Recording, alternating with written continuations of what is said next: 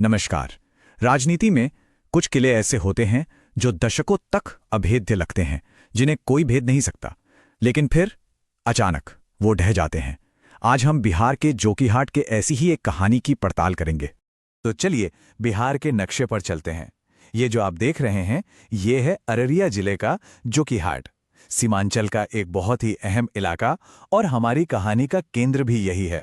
सोचकर देखिए, एक दो चुनाव नहीं बल्कि दशकों तक ये सीट एक ही परिवार की जागीर बनी रही।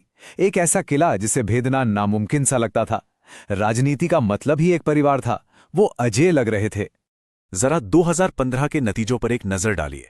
सरफराज आलम को 58% से ज्यादा वोट मिले थे, मतलब लगभग 54,000 वोटों से एक तरफा जीत।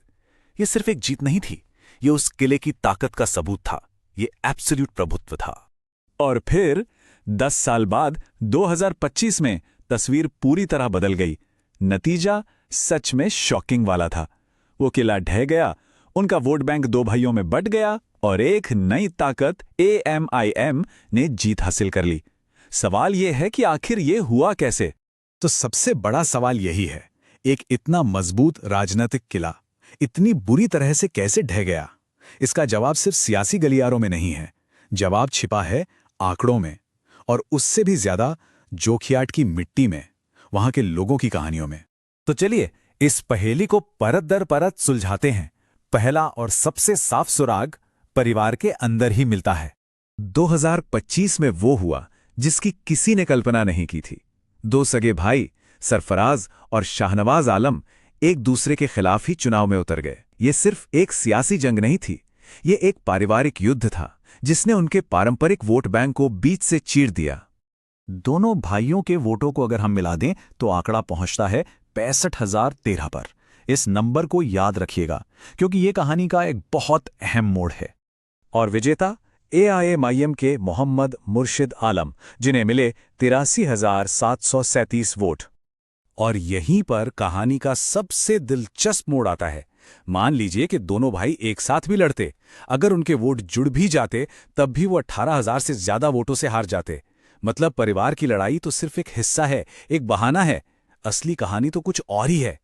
तो अब हम आते हैं इस राजनीतिक भूचाल के असली केंद्र पर, उस पल पर जब खामोश रहने वाला वोटर बोल पड़ा। चलिए समझते हैं कि जोकीहाट में इस बड़े बदलाव की असली वजह क्या थी। इन आंकड़ों को देखिए। 2020 में वोटिंग हुई थी लगभग 59%, लेकिन 2025 में ये आंकड़ा उछलकर 71.5% से भी ज्यादा हो गया। ये सिर्फ एक परसेंटेज का उछाल नहीं है, ये हजारों लोगों की कहानी है जो बदलाव के लिए इतने बेचैन थे कि वो घरों से बाहर निकले। और इस बदलाव की धुरी बना कुलहिया समुदाय।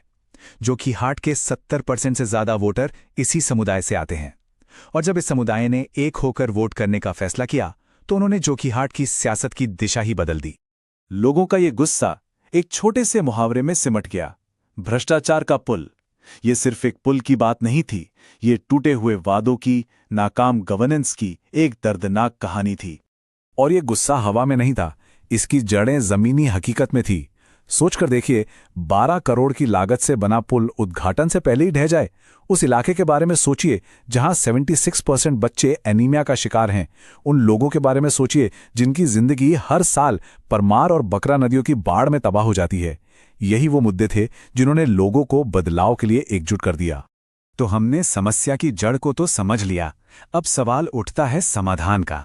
क्या जोकीहाट के लोगों का भरोसा दोबारा जीता जा सकता है?